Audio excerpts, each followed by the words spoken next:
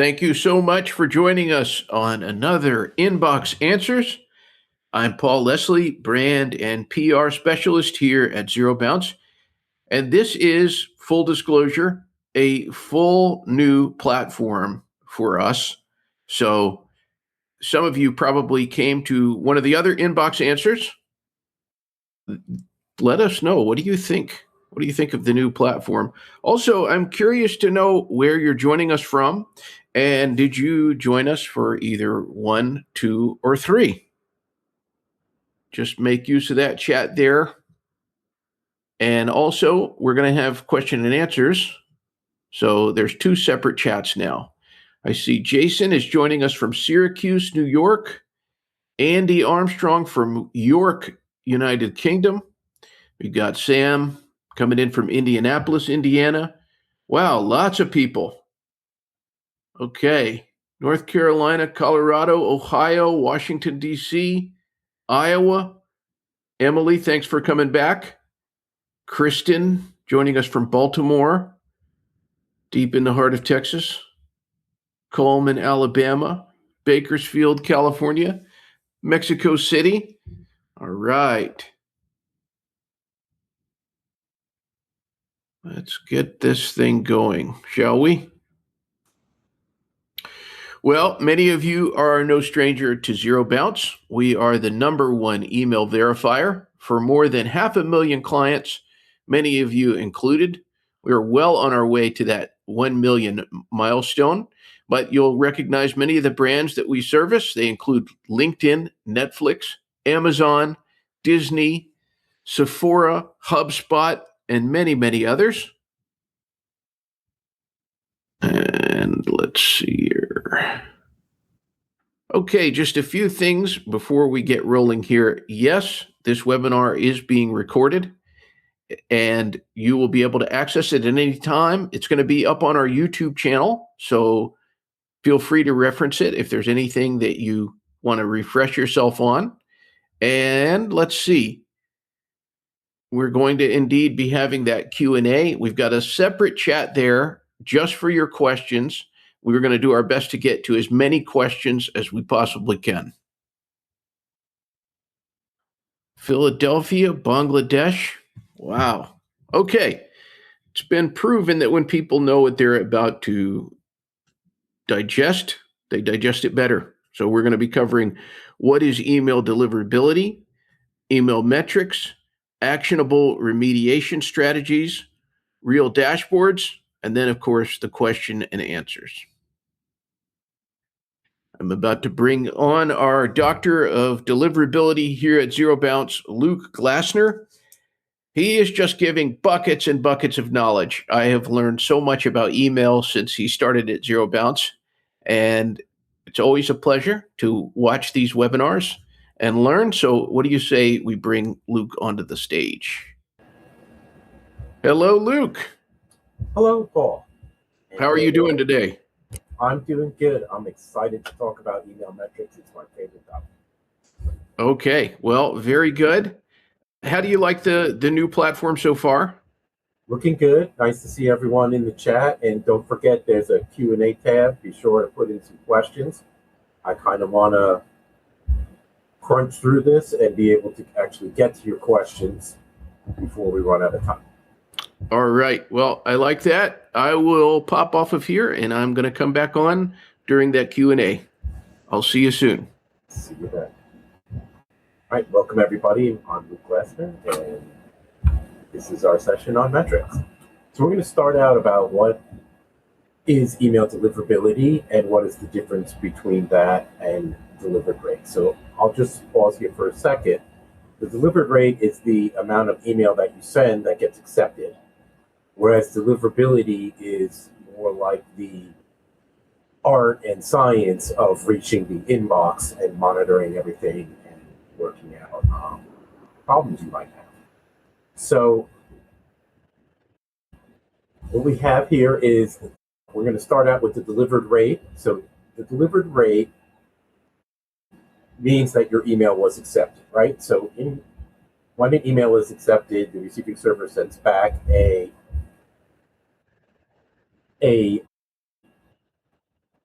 250 OK response. Is this better? Can everyone hear me? Take that as a yes.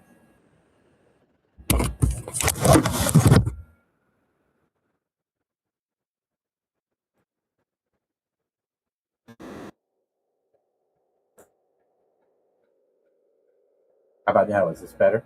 Is this better for everyone?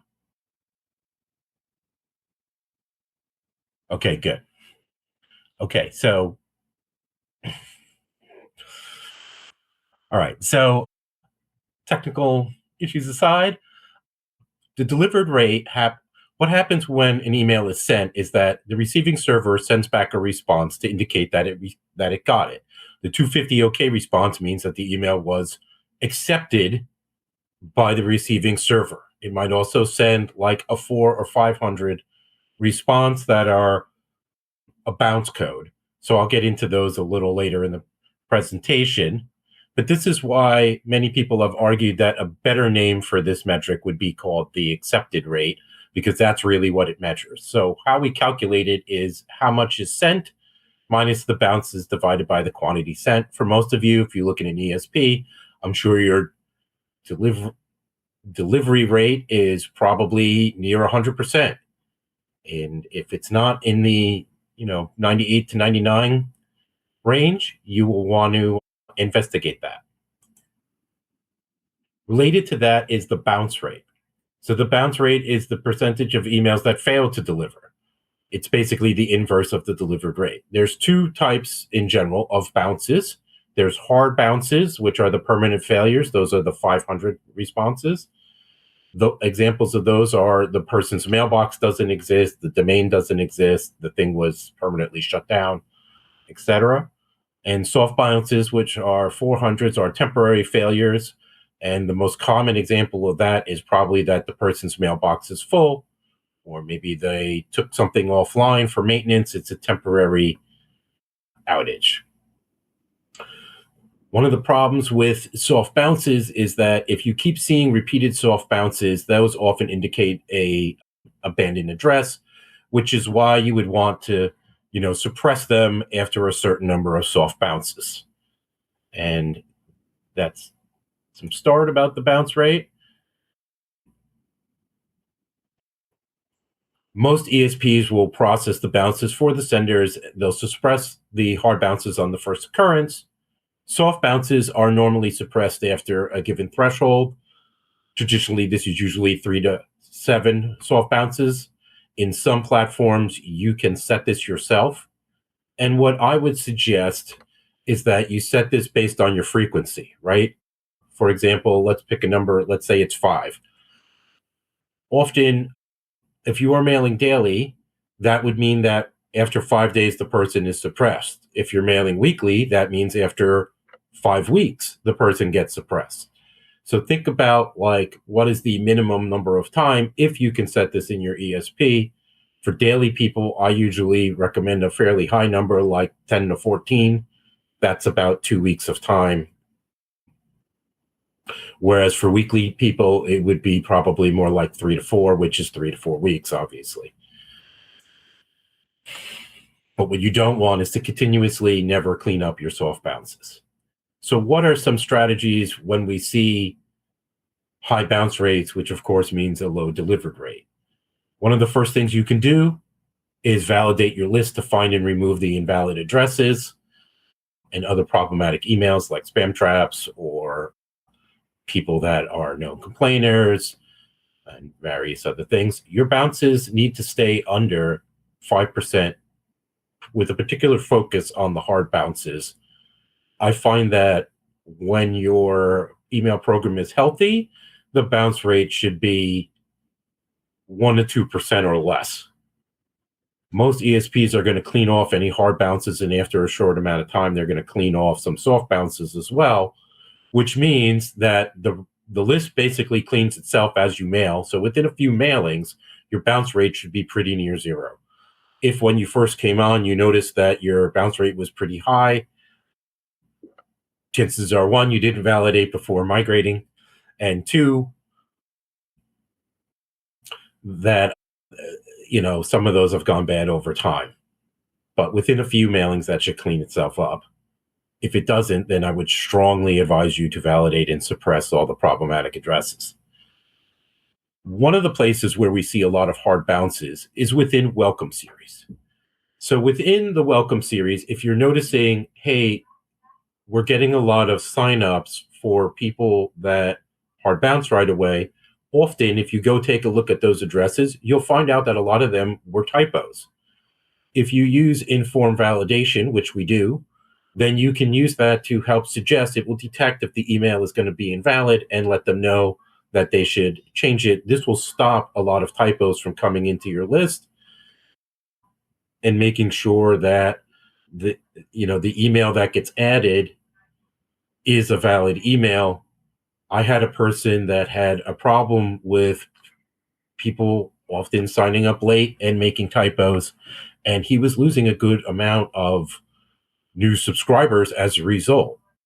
When I started to look in, I could often recognize, like, hey, this person wrote gmail.com, and I, might have fixed the typo or contacted them again. If your problem that's leading to the bounces is bot signups, the problem with catching the bot signups is that often the bots use valid email addresses.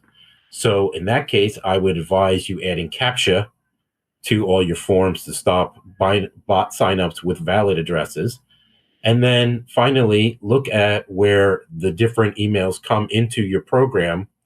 If there's certain sources that produce a high bounce rate, consider eliminating those problematic sources and going to other ones. For high soft bounces, think about when should you start suppressing them. Now, the system may suppress them by themselves, but if you're having issues already reaching the inbox, or you're in the middle of migrating or warm-up type procedure, then I would go ahead and manually suppress them on the first soft bounce so that you don't continue to drive up your bounces during a critical period like a warm-up. You can try them again when you have completed the warm-up, which usually is 30 to 45 days. And then if you are still getting, for example, mailbox full repeatedly, you can assume that that's an abandoned address and you should probably suppress it indefinitely.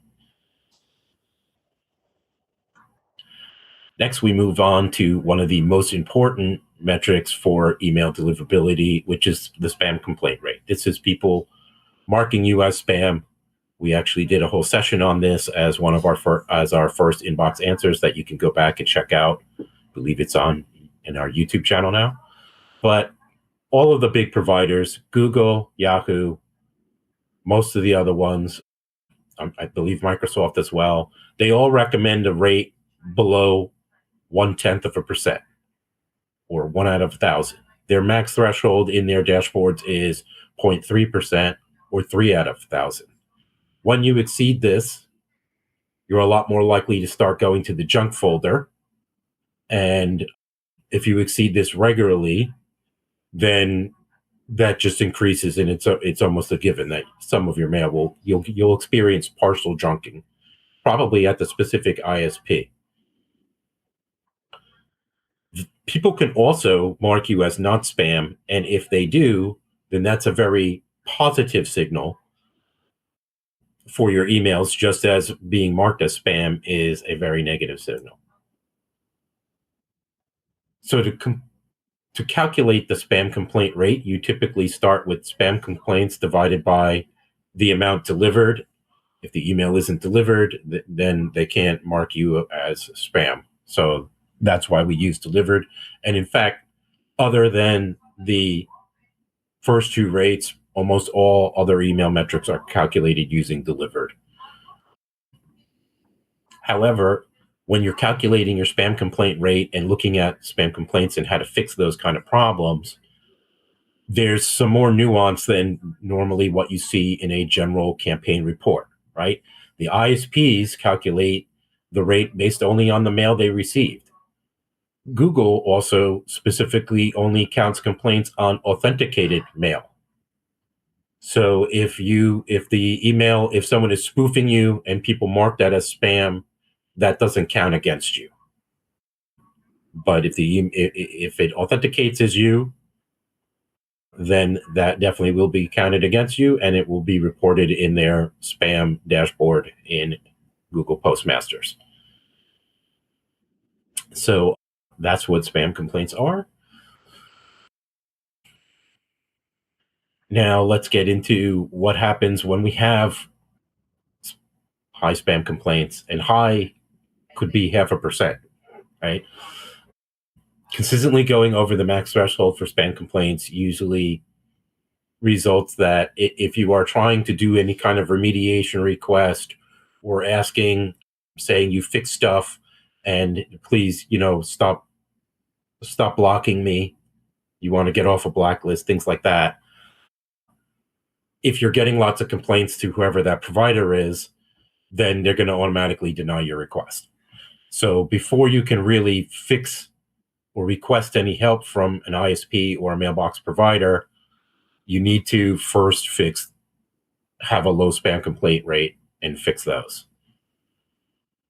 Even if you are normally under the 3%, let's say you have a very large list, right? If you're mailing in the hundreds of thousands or millions, like many of our B2C marketers are doing, you can have spikes in spam complaints that don't actually break this threshold because you would need quite a few spam complaints, right? If you're mailing 300,000 people, you could, in theory, get 300,000 complaints. However,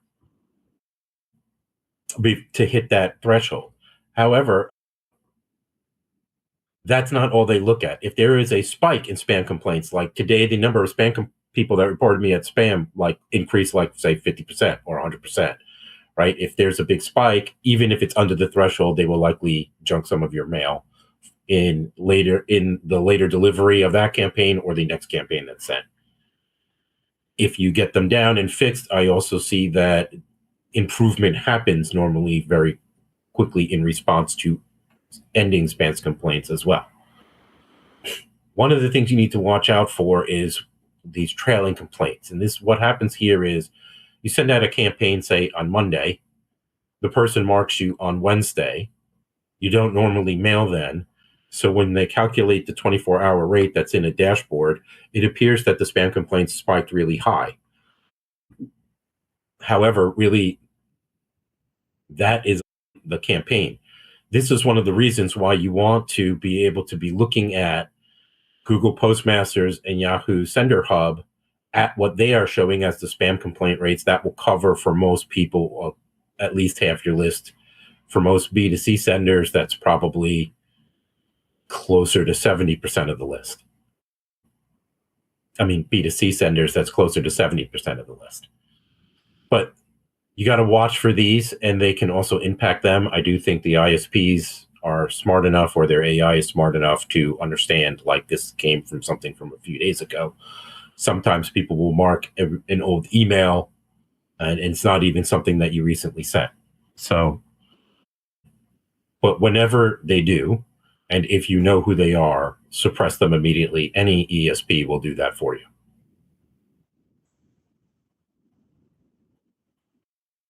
So some of the things to do if you're receiving high spam complaints. The first thing to do is look at where you're acquiring subscribers and what are the permission practices in your program, right? People that sign up for emails are a lot less likely to mark you as spam. Cold email in particular often has a higher risk of being marked as spam because it's unexpected. The other thing I would say is to set expectations on your sign-up forms or in your welcome series, including the frequency, and then stick to that. If I tell people I'm going to mail them daily, they'll be mad if I mail them 3 times in a day. If I tell people I'm going to mail them weekly, I shouldn't be mailing them daily, right? So if you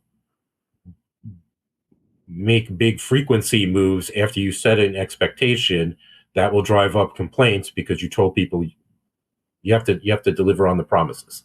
Basically, you told people you were going to send weekly and you sent them every day, so they get mad. But also setting that expectation can also help work in your favor to reduce the complaints. If I know I'm going to get mailed daily, and I'm expecting, then I shouldn't be upset when you do so. You can use the identifiers in the Postmaster's tools to match back to problematic campaigns. Since Google doesn't tell us who marked us as spam, you can at least figure out what is the campaign or what are the emails that are causing the spam complaints. So if you go into Postmaster's tools, you'll see the spam complaint rate, and then there's also the flagged identifiers in the bottom below that chart. And that is supposed to be either the campaign ID or template ID from the headers of your email that you sent. That's the one that they marked. You should be able to use that to match back to what campaign it was if you are interested enough to do that, or the ESP is not doing that for you. They don't ever tell you who the complaints are. A lot of them don't necessarily tell you who the user is in their FBL. If you want to get alerts like this for most other providers, you have to sign up for their feedback loops, and they will send you an email alert if someone marks you as spam and let you know, various levels of information about what they marked.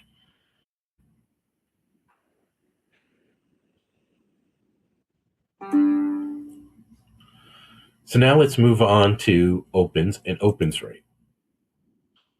So opens are measured by tracking pixels. Basically, this is a tiny 1x1 image that is found within the email, and when it fires, the ESP counts an open. You can look at opens, and ESPs will report them in different ways. There might be unique opens, and total opens. So the way to think of these and any of these unique versus total metrics is the unique is the number of people that took the action of opening, or whatever the action you're measuring is. Total is the number of times the action was taken. So 5 people opened the email 8 times. The unique number of openers would be 5. The total number of openers would be 8. You can calculate the open rate as the number of opens divided by the number delivered. And then when you do so, you should understand whether you are talking about unique or total opens. I tend to favor unique opens because that's the people that I'm reaching, as opposed to how many times they're opening. If you see a lot of opens over a course of time from a single address,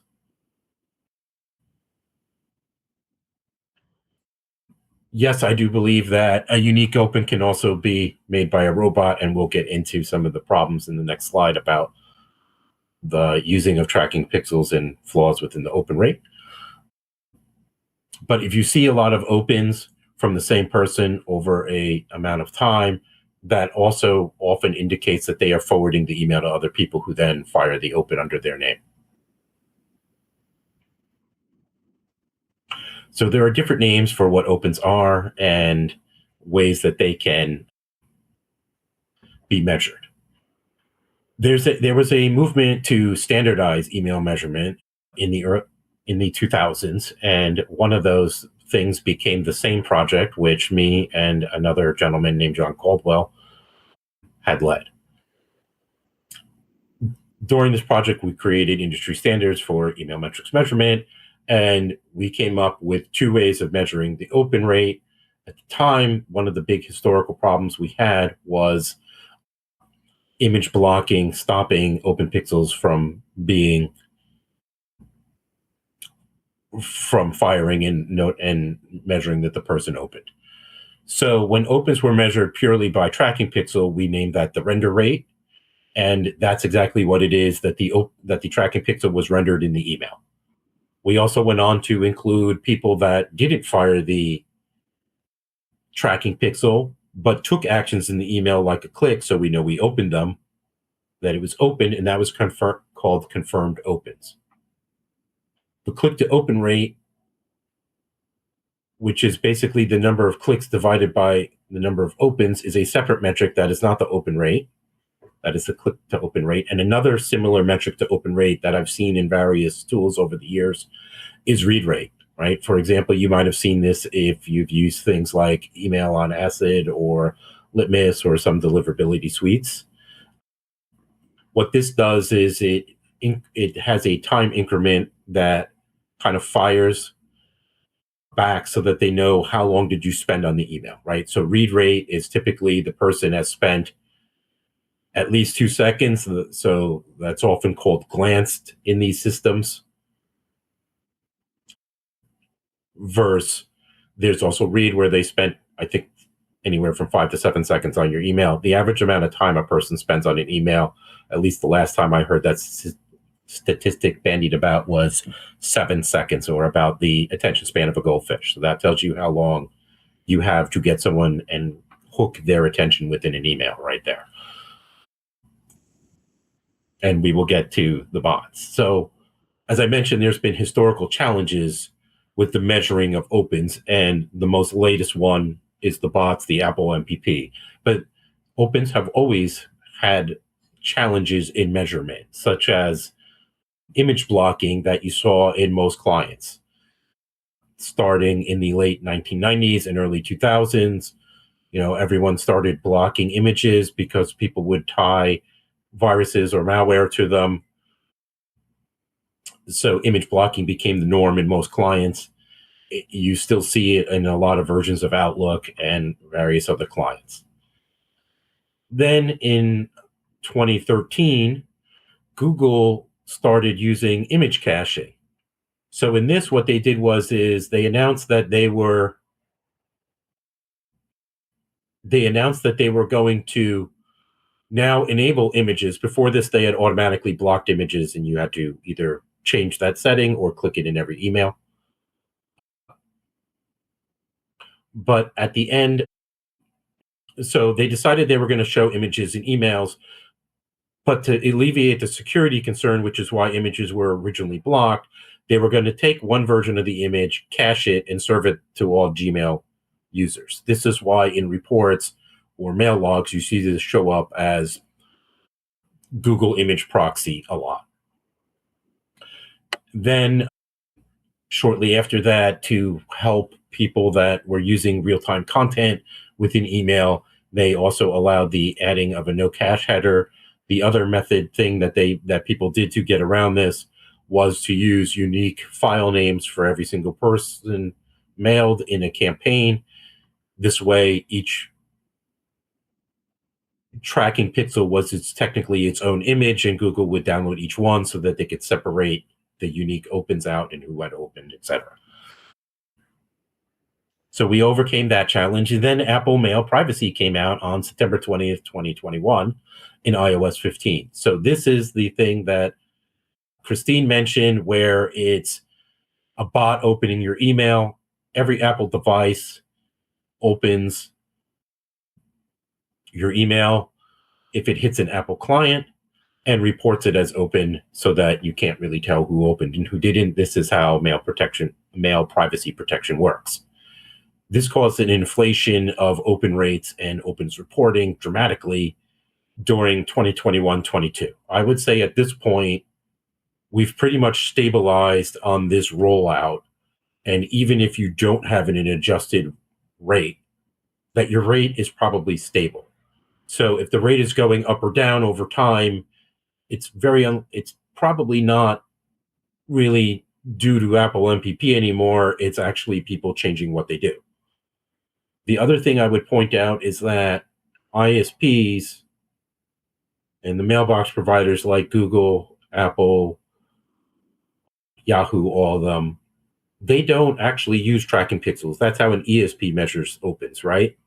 The mailbox providers know when someone takes an action in the mailbox that they provide, and that's how they usually register open. So, like, for example, when Apple MPP was fairly new, one of the problems people would have would be like, it would look like their open rates were going up, but in reality, it was this.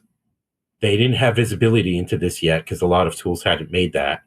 And so in the reports, it looks good, but Google doesn't look at this or know this. To them, it seemed like they were mailing more and more unengaged people, and that the amount of unengaged people in their mailings was growing.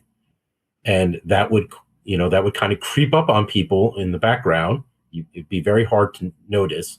And then what would happen is you'd start to get junk, and then you'd know, because gee, now people are telling me I'm going to the junk folder, and that made it very difficult. That's one of the challenges for deliverability. So that begs the question: are open rates still useful for deliverability? And the answer is yes. One of the things that we know about Apple MPP and is that it doesn't fire if the email goes to the junk folder. So if the email delivers to the inbox, and that could be, for example, the primary or any other tab, the main box, or within the subscriber's email client, then Apple MPP will fire. If it goes to the junk or spam folder in their client, then Apple MPP won't fire. So if you don't have an adjusted rate, or if you're someone on HubSpot where it reports both, you can follow the unadjusted rate. So that includes the Apple MPP. If that suddenly drops off, then you know that campaign got junked because the Apple MPP didn't fire, right? It's consistent about its firing because it's done by the machine. It just does it every time. So when you see big swings like that, you know that there is a problem reaching the inbox. Or if you see a jump, you know that a problem was fixed. So this is one way that you can kind of get a bead on things. Of course, I would recommend that you use our inbox placement test to get a better, clearer picture of whether you're reaching the inbox. So that's a way to use the raw opens. And then when we're talking about the adjusted, so a lot of ESPs, HubSpot, others, make a decision and remove some opens that they can identify as Apple MPP opens as opposed to a real person. Those can be still used for segmenting where you're trying to focus on engaged people. But I would recommend that whether you do that or whether you're stuck with an unadjusted rate, if you can find any other confirming activity of their engagement with your store, with your brand, with your company, such as site visits, if they're interacting on social, things like that, that shows you that person is really engaged. It is not an Apple MPP open. It's not some kind of bot or spam filter click, because those also happen.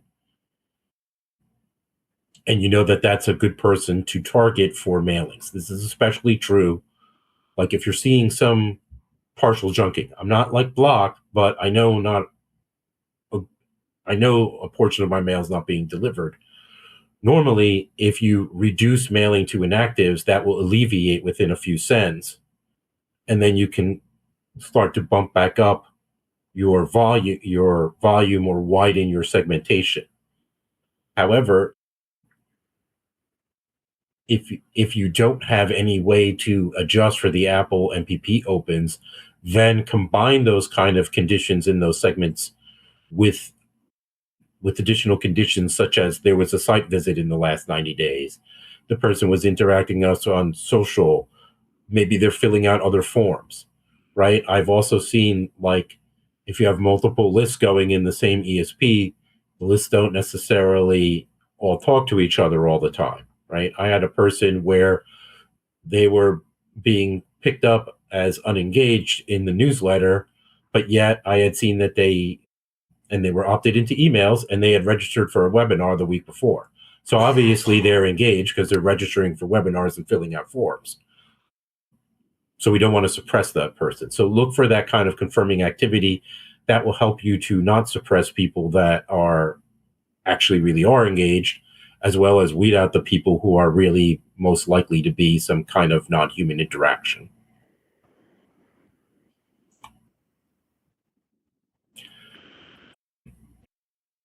So I kind of went over these. So we talked about the sudden drop where the ISP is junking you. What happens about the slow decline, right? So I saw this happen a lot in 2022, 23, as the Apple MPP was masking opens. Most ESPs didn't have a solution for this. And basically the junking and the problems are happening in the background. They're not really visible to the marketer until they snowball to a point where suddenly a lot of my mail is going to the junk folder. Maybe I'm being blocked because I'm not removing inactives and they're reporting me, things like that. So what I would do in that case is look for where do the unengaged subscribers come from and eliminate those sources if you can, right? An example of this might be one way to get a lot of signups used to be to run a contest, but then after the contest was over, most of the people that opted in that were really there just for the contest would then basically go dormant immediately after the contest ended. And they would become what I would call the emotionally unsubscribed. Another thing I've seen happen in these kind of situations where it creeps up on you and there's just like no real reason why the opens have just declined over time could be that the audience composition has changed. So I did this with a job board company a number of years ago, and what we had found is that for a while, a lot of the candidates seeking jobs on their site were mid-career people, because at the time when they had formed, it had been a recession. So there was a lot of people seeking jobs, and many of them were mid-career people. The recession ended, those people found jobs, and now the new people signing up and using their service were recent college grads. So they didn't have the kind of experience necessary to apply for a lot of the job postings that the company had. So their audience had changed over the years due to this macro environmental change, which was the ending of the recession and a uptick in hiring. Their content hadn't changed with the audience, and that was what was leading to it. So that's another thing that I would tell people to go and look at. You can figure stuff like this out using join dates or the opt-in date, so you know like around what time, what was going on when they joined versus have we changed or moved on from what we used to talk about. This is particularly helpful in like more newsletter type emails as opposed to like sales promos.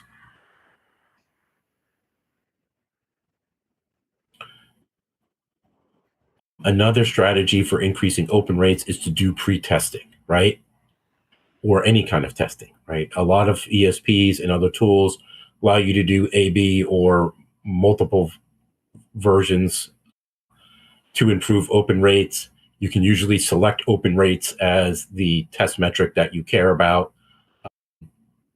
A better approach might be to use AI tools such as subjectline.com by our friend Jay from Guru. In those, you can test a bunch of email subject lines before you actually send the campaign.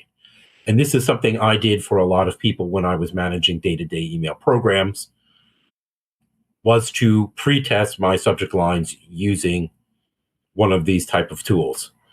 And one of the things I find, and there's some research out there from Delaquist about email subject line testing, particularly around opens, is that the more variants you test in a subject line test, the more likely you are to get an actual lift from the test in your real performance.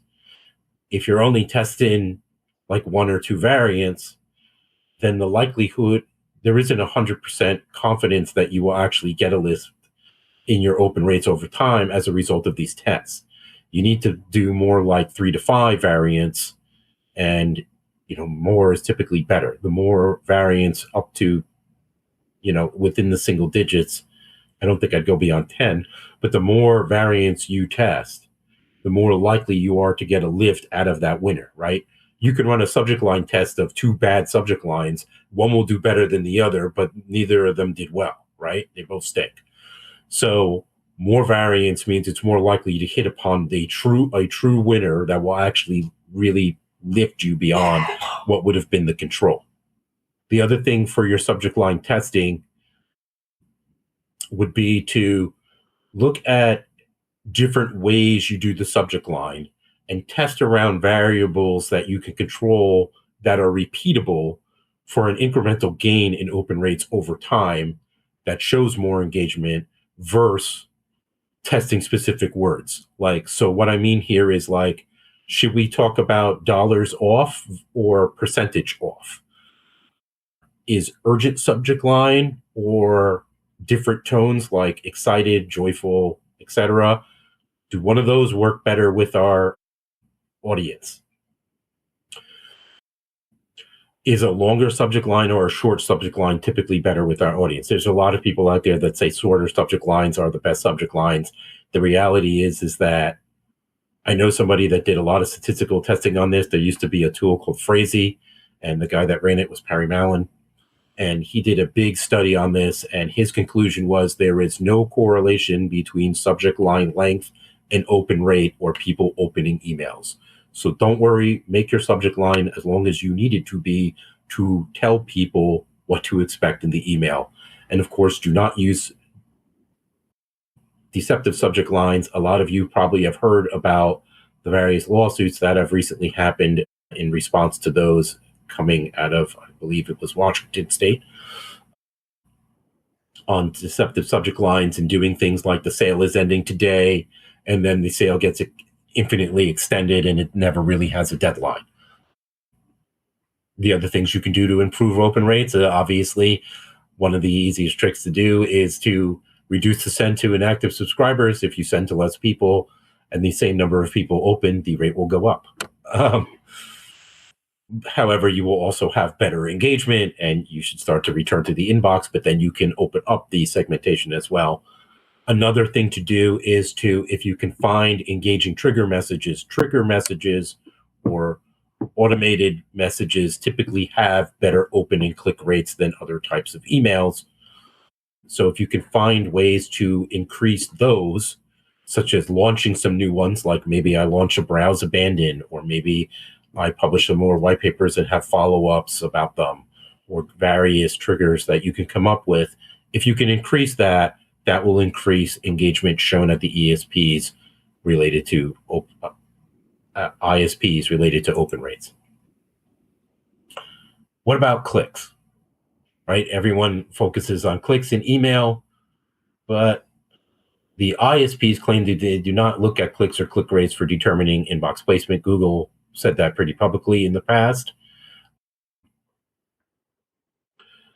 And the reason why they say that is that if a human were to be reviewing what you are clicking on in your emails, that also means that they by default are reading your emails, which is of course against their privacy policies and terms of use. So therefore, they don't really know what you clicked on, or at least that's the claim. And they don't use clicks as an indicator of engagement to determine whether you're going to go to the inbox or not. Obviously, if you also, for example, use Google Analytics, they know that there was clicks in the email to Google Analytics because they were tagged. Surprisingly, clicks are also not a very good metric to predict conversion rates or revenue for email testing, right? And my friend Gene Jennings wrote a case study called "Why Click Rate Isn't a Good Key Performance Indicator." It was published over on the OI Metrics project that I was a contributor at for a number of years, and we wrote a lot of email metrics articles there. But what she found was that less than 20%, and I believe it in some of her case studies, it was less than 10% of the time, was the highest click rate email, the one that produced the most revenue or the highest RPE, revenue per email.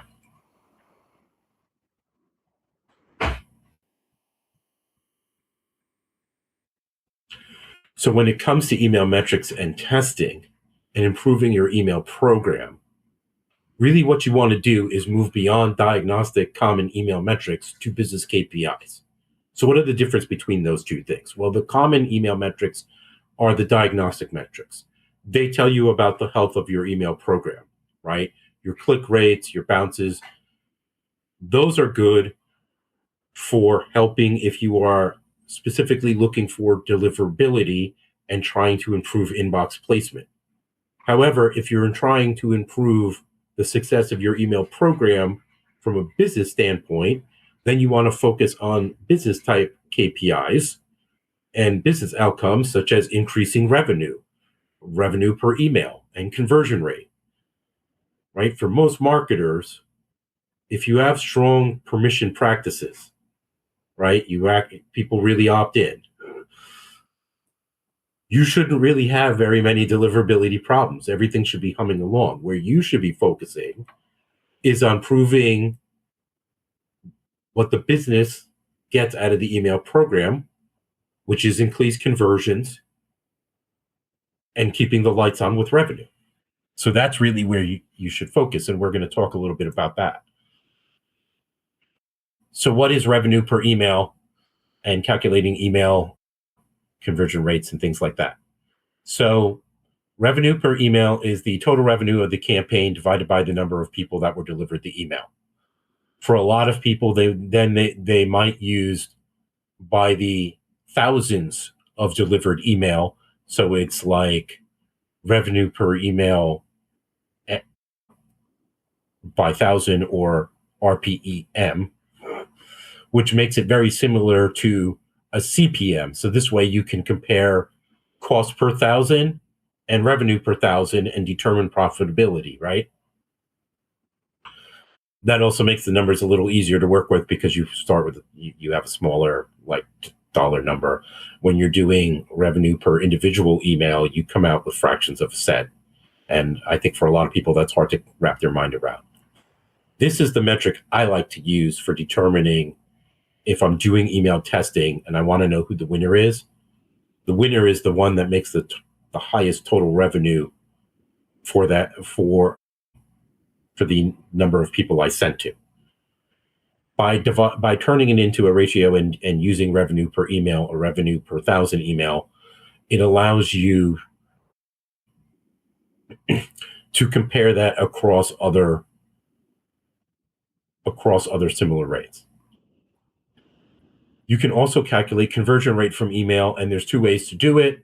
You would get the total number of conversions or the number of orders you created, and then you can divide it either by delivered or by clicked, right? So if I'm doing it by delivered, I'm talking about at the top of the funnel, and if I'm doing it by clicked, I'm talking about at the bottom of the funnel, where the funnel represents the email marketing. And so let's get a little more into that. So at the top, I have conversion to delivered. So this is the number of people I sent the email to and how many orders did they make or how much money did they spend. The next one up is in between there is what they do within the email, and then they click through out of the email into your site and they buy it. And of course, there might be some kind of post-purchase follow-up. So those are the different parts of kind of like the email conversion funnel and different ways to do them. All right. So I can either look at increasing the segmentation and balancing that with inbox placement to increase the number of people I'm sending to so I can have more total conversions, or I can improve the email creative or do offer testing.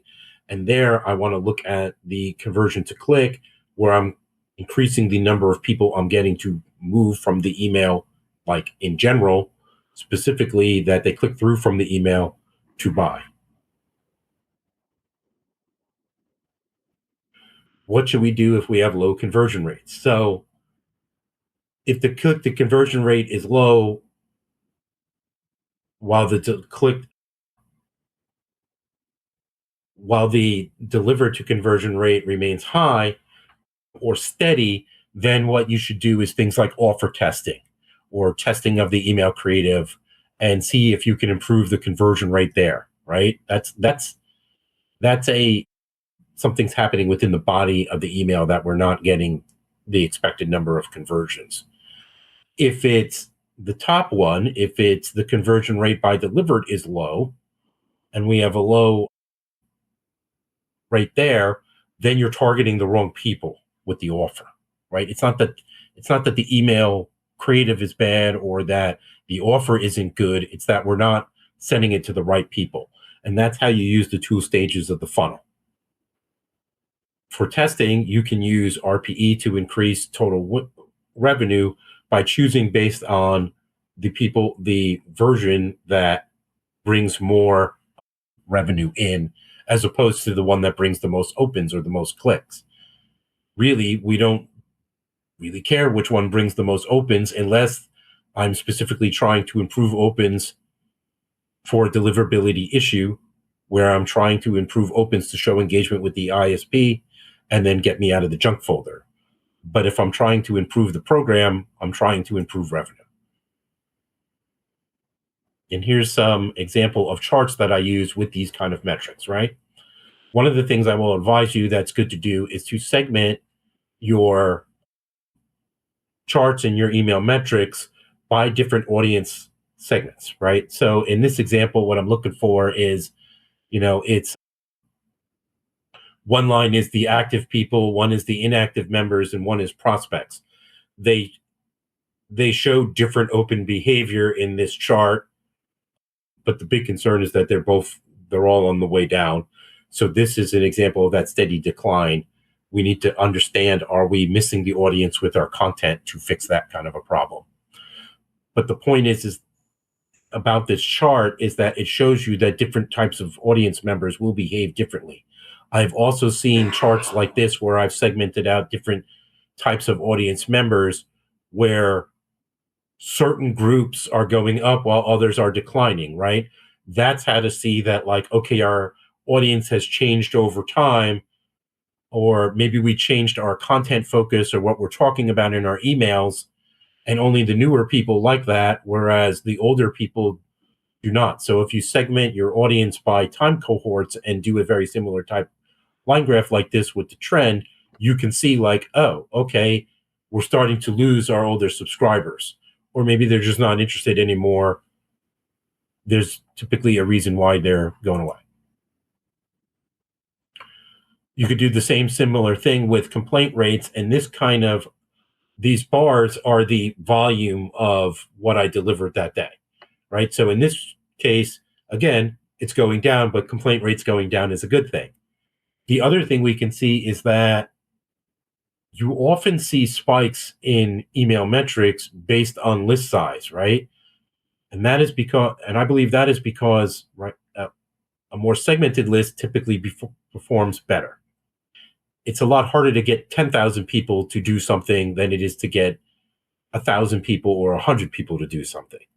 So typically, the larger the list, or the larger the audience size that you're delivering to, the lower your metrics on average are, right? So for a B2B sender, rates for things like opens and clicks should be very high, because it's typically a fairly small list size.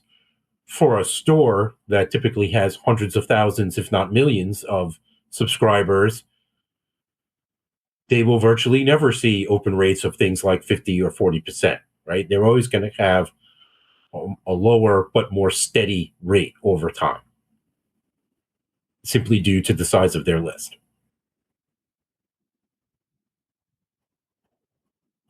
And in this one, you can also see spikes up and down. This one was on click rate.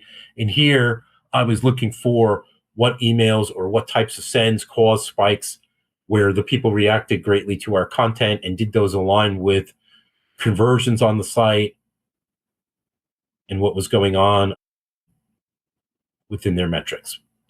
You notice in all of them, I almost always use the delivered metric as a bar graph to put the rates in context so that I can clearly tell whether the big change in the rate was due to something like the size of the list, where it jumped. See, like right here the rate is very low and the volume is very low, and the volume was high. And then when the volume went up, the rate went up. When the volume, you get what I'm saying, right? Like, it basically goes as the inverse of when the volume goes up, the rate goes down. When the volume goes down, the rate often goes up.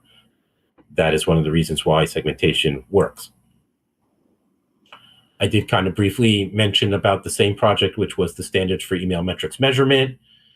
This project started at the Email Experience Council, which is now called the Email Excellence Center, and is run by the ANA.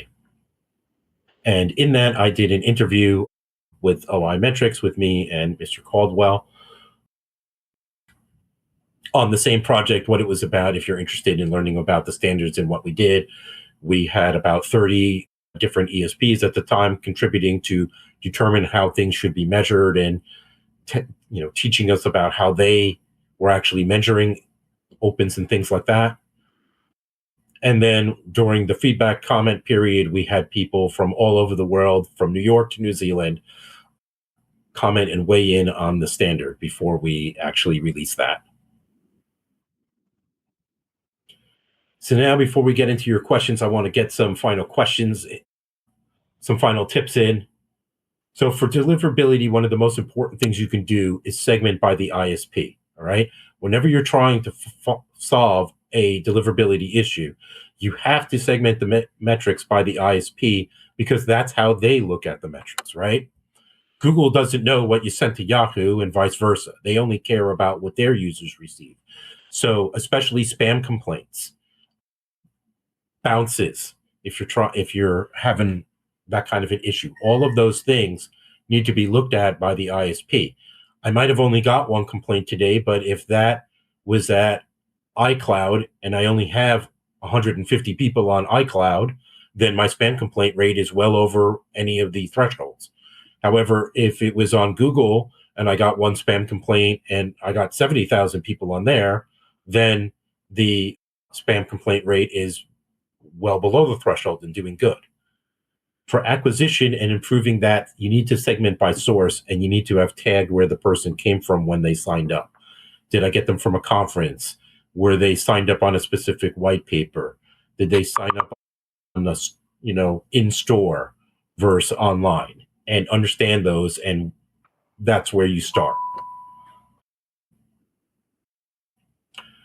One of the things I could quickly get into, last tip, is about when to time using these metrics and understanding email lifespan and when to time re-engagement, right? So re-engagement, first you got to start with figuring out the lifespan. So the lifespan basically starts when they opted in, so you can use the opt-in timestamp.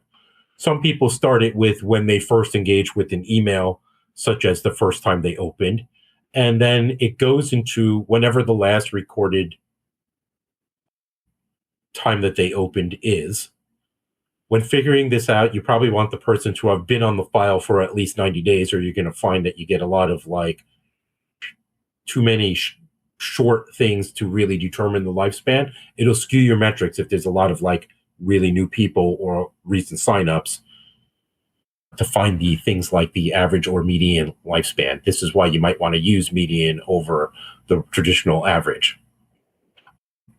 Once you figure out what that is, you can then find the average and median of how long is the person, are people typically active. If you know how long they're typically active, then you can also calculate standard deviation. If you go one standard deviation before that, you will now be timing your re-engagement efforts to hit right before 67% of people in your audience would be going inactive, right? This is why you do this. And then if they have gone beyond one standard deviation, beyond what is average lifespan, since they've been active, then there's a good chance that that person is gone, and maybe you should think about removing them from your list or suppressing them in a permanent fashion. So that's one way you can use some of these additional metrics and calculate your own. There's a lot of metrics you can calculate in email all on individual subscribers. And that's kind of what you need to get to if you want to use metrics to really move things along. All right, so now let me get to your questions. We covered a lot, and I'd love to hear from. Okay, absolutely. We've got some great questions. We're going to try to get to absolutely as many of them as we can. Thank you all for your questions. Okay, let's start with this one. If I have a large subscriber list and segmented lists do better than large ones, would it make sense to split the list even if the message is the same? What do you say, Luke?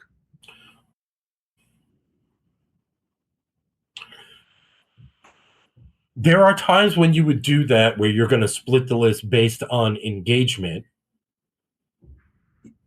An example of this might be, I have a big sale coming up. It's going to be, we just all went through holiday season, so let's use Black Friday. Black Friday is around the corner.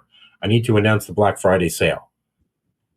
Instead of sending the list as one massive campaign, I might split it based on engagement, send the most engaged people first. This way, they're the first ones to receive it. They are the most likely to buy and the most important to reach the inbox for. Then you can send to other groups like lapsing and then maybe semi-engaged to recover, or maybe just everyone else. But this kind of uses, to a degree, the 80-20 rule, where the 20%, which is the people that are really engaged with your emails, tend to be the 80% that spend money with you. So that's a reason why I would do it. If it isn't something like that, then honestly, you're probably just making more work for yourself, unless you're going to, in some way, customize or change the message between the segments. Luke is not stumped, that's for sure. All right, so Andy Armstrong, he asks, we subscribe to Validity FBL, feedback loop, but would like to get feedback from message recipients who use Microsoft for email. Is there some way we can get complaint information from those recipients? They make up a high proportion of our business data, and we want to be able to monitor this rate. Okay, so the Validity, that's the universal FBL. There's you can get a bunch of feedback loops in there from various providers. For Microsoft, you have to join SNDS, or the Junk Mail Reporting Program, JRMP. The stumbling block there is that for Microsoft, they run everything by ISP, by your IP address. So you need to typically to have a dedicated IP that you can enroll so that you can get the information on your mailings. If you're in a shared pool, you're not going to be able to join those programs because it isn't just your mailing. It's going to be a mix of people probably at the ESP also using that same IP, and the ESP will never approve as the owner to grant you the access because you'd be able to see everyone else's mail. And that's obviously a big confidentiality issue. Mm-hmm. But if you have a dedicated IP, then you can apply to these. Just Google SNDS Microsoft, and I'm sure you'll come up with the exact URL, and you can sign up for that. But you will have to confirm IP ownership in order to join the program. Good question, Andy. Genevieve Shaw asks, was told recently that spam complaints are event email message based and not time frame based 24-hour. Can we go into that with some more detail? Yes. So, yes, they are event-based. The way they are shown in the spam in the dashboard in Google Postmasters is the rate for the past 24 hours, right? That's how they display it. And where the 24 hours starts is up to them. I believe it's whatever the first email they received for the day is. But that I don't know, and they don't share that. But each individual event can go back and be tracked back. So that is the difference. I'm sure Google knows, and that's how they do the flagged identifiers, what email was the one that caused the complaint, and they do share that with you, as do all of them, right? Any of the feedback loops you sign up for will tell you it's this event, what the event was. The 24 hours is really just typically how we aggregate them over time. This is an interesting one. Or wait, my bad, wrong order. MK Davis asks, some of my emails consistently have an outrageous number of opens from particular individuals, 15 to 19 opens versus the average of 2. What causes this? Surely it's not the actual individual doing it.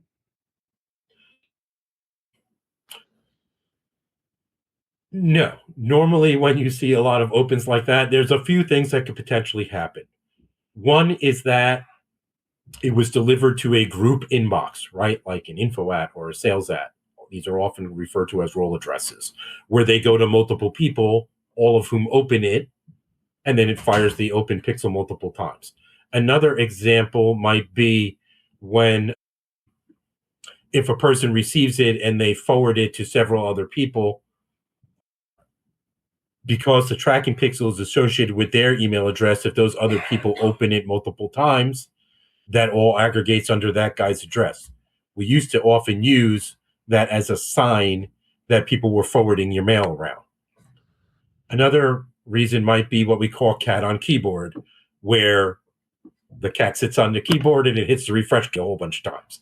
I have definitely seen that as well as a cause of multiple opens, or it could be some other non-human interaction like a bot thing that is opening repeatedly. There's lots of ways that it could be caused.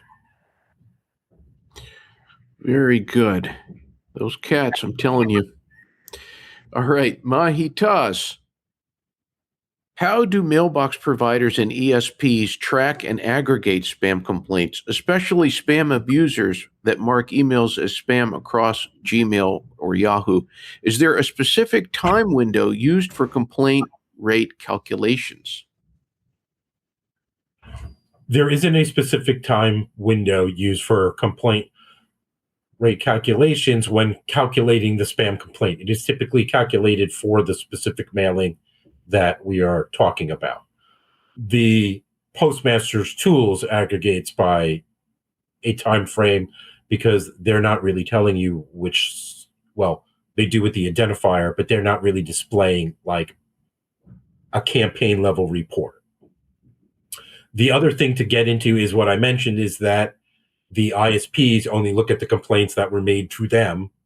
So when you're looking at reporting, right, in your ESP, they're reporting on the whole campaign. That's every ISP. The rate, when you are trying to solve a problem or identify where I have an issue, you need to look at the specific ISP. You need to break that down to what is the rate at Google versus Microsoft versus Yahoo, etc. And all of them, you need to stay below that 0.3% and really below 0.1%. The 0.1%, 1 out of 1,000, has been the rule of thumb for where spam complaints lead to problems for at least 10 years. Okay. One moment here. Okay. Let's see here. It popped up a mandatory survey. Yeah. Okay. Christine Brackman, you touched on this just a little before, but HubSpot separates bots, or do you think that the non-bot rate could be overinflated? It could be. Could it be overinflated? Yes, and that is why I use both. The truest test would be how it trends directionally over time and what's going on with that. I mean, I'm certain that whether it's HubSpot or any of them, there's definitely a few that they pick up that are real humans, and there's definitely a few bots that they count as real opens. Like that, I don't think any of them are 100%. I'm sure there's a margin of error. If I had to guess, I bet you it's between 5 and 10% of the actual reported rate.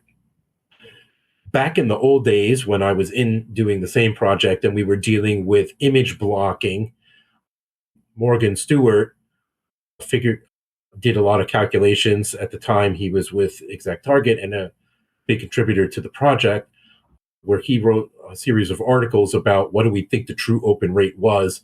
And we came out with that the margin of error is probably 10 to 30% flux of the open rate. So like that would mean like if your open rate is 30%, it's anywhere from like 27 to 35 is the actual real true rate. And I bet you the bot detection lands pretty close to the same thing as that. Although I also think that over time it will get better and the margin of error will decrease. Okay, well, if your question did not get answered, I do apologize. We have run out of time, but we've got a little more for you. We've got this promo code here. That's for anything on our website, ZeroBounce.net. That would be ZeroBounce 1, credits, deliverability, consulting, whatever. That promo code there, you've got the ability to book a consultation. Just use that QR code. And we do apologize again that we didn't get to all the questions, but we will find some way to answer. We're not going to leave you hanging. And of course, we are past the halfway mark now. We are going to be continuing the series. It's great having you here on episode 4, but we've got 5 just on the horizon, and we're going to be covering why you should use subdomains for sending your email. And just register for that. That's going to be on February 19th. Luke, great information here, as always. Thank you so much for a wonderful presentation. Thank you. I hope everyone got something out of it. As you can tell, I'm very into email metrics. This has basically been my niche within email for my entire career. Whether I'm using them for deliverability or strategy or testing or whatever, I love these. If you have any questions, feel free to reach out to me, book a consultation, or shoot me an email, and I'm happy to talk about metrics anytime. Is it Luke at ZeroBounce.net? That is correct. All right. Well, thank you, everybody, for joining us on Inbox Answers. Always the highlight of my email month. And we'll see you on the next one. Bye, everyone. Bye, everyone. Have a great day.